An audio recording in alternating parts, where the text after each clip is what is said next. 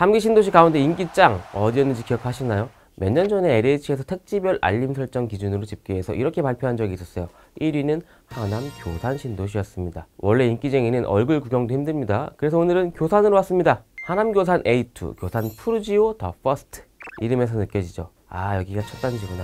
지도를 잠깐 펼쳐볼게요. 교산은 서울 동남권에 붙어있는 강동동구 정도의 위치입니다. 3기 신도시가 다들 서울과 가깝다지만 결국 친구가 누구냐 이게 중요한데 잠실, 강남 가깝잖아요. 예전 거긴 하지만 토지 이용 계획도 잠깐 보면은 교산 신도시가 이렇게 길쭉하게 생겼는데 우리는 저기 동북쪽 끝에 있습니다. 어떤 의미냐면 이렇게 기존 하남 시가지와 연담화된다는 거죠. 우리가 다른 신도시 개발할 때도 봤지만 기존 도시 옆에 택지를 붙여서 확장시켜 나가는 게 가장 자연스럽거든요. 이름은 신도시인데 기존 도시나 마찬가지인 거예요. 교산 기존 도시. 일단 단지 앞에 시청 보이시죠? 시청이 있는 데면 또 어떤 의미입니까? 아, 여기가 중심이었구나. 옛날에.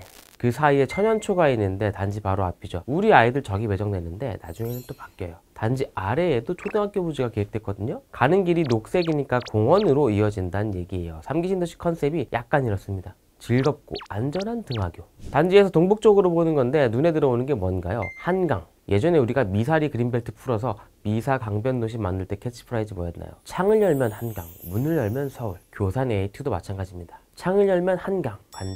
문을 열면 하남.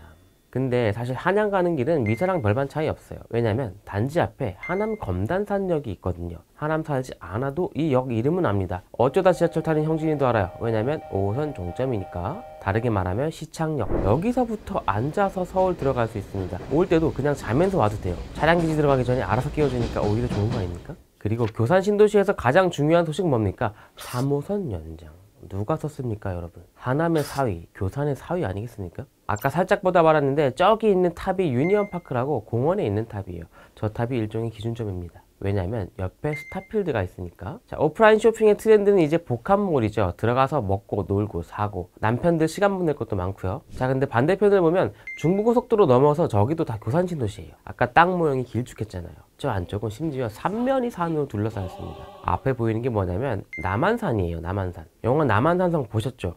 와, 저길 기어 들어가서 버틴다고? 했던 거기에요. 자, 금암산 옆으로 빠져서 가밀동 쪽으로 나가는 터널이 있긴 한데요. 서울이 가깝지만 중간이 산으로 막혀 있고 터널은 하나? 우면산, 남태령 이런 데서 발생하는 정체가 여기라고 없지는 않겠죠. 그래서 중부고속도로를 기점으로 안쪽과 바깥쪽의 입지적 분위기가 많이 다르기는 합니다. 대신 우리는 바로 옆에 송전탑을 끼고 있어요. 물론 지하에 묻는다고 합니다. 슬슬 얼굴 좀 보죠. 단지는 이렇게 생겼습니다. 전체 1100가구 살짝 넘는데 사실 몇 년 전에 사전 청약으로 대부분을 털었어요. 우리한테 남은 건 요만큼. 민간 참여형 공공 분양이기 때문에 청약 가점 이런 게 아니라 통장에 얼마 들었나 봅니다. 자, 여기서 중요한 게 뭐냐면 물량 배정이 대부분 어디로 돼 있나요? 일반 공급은 63가구 뿐이고 특별 공급이 186가구입니다. 내가 일반 분양 뚫어서 여기 당첨되겠다? 사전 청약 때 청약 통장 인정금액 커트라인이 2010만원에서 2310만원 선이었는데 올해 창릉 신도시에서 2500만원 찍었거든요. 조건이 되면 무조건 특공 뚫는 게 유리합니다. 특히 어떤 유형이 제일 많은가요? 신생아죠. 기관 추천도 은근히 물량이 많기 때문에 내가 중소기업 근로자다 이런 분들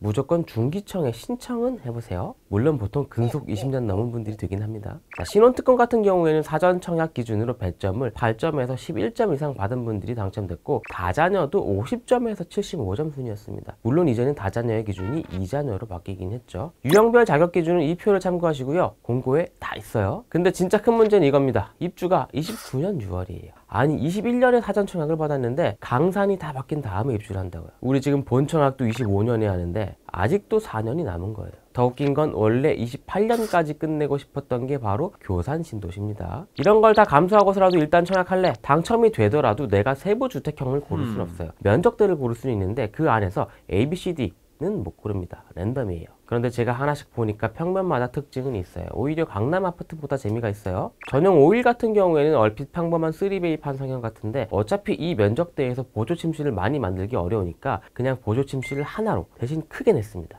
전용 5호는 제가 정말 감탄했어요. 머리 잘 썼습니다. 주방 위치 보세요. 조금 낯설죠? 주방을 집 한쪽으로 몰아버리는 대신에 거실을 아주 크게 쓰는 구조입니다. 보조 침실이 북향이라서 조금 아쉽기는 한데 애들은 어차피 학원에 있잖아요. 아까처럼 보조 침실도 하나만, 아이를 많이 안 낳는 최신 트렌드를 반영한 설계죠. 문제는 당첨되려면 아이를 많이 낳아야 한다는 점이지만, 이번엔 전용 58입니다. 갈수록 말이 안 나오죠. 솔직히 저는 이 집에 한번 살아보고 싶어요. 얼핏 탑상형 같은 구조인데 현관 들어서자마자 왼쪽 안방으로 바로 이어지는 게 조금 어색해요. 대신 거실 개방감에 몰빵했습니다. 이면 개방도 나오고요. 거실에서 주방까지 뻗는 것도 시원시원하고, 주방에서 현관 워크인 팬트리까지 이어지는 구조 보세요. 새로워요.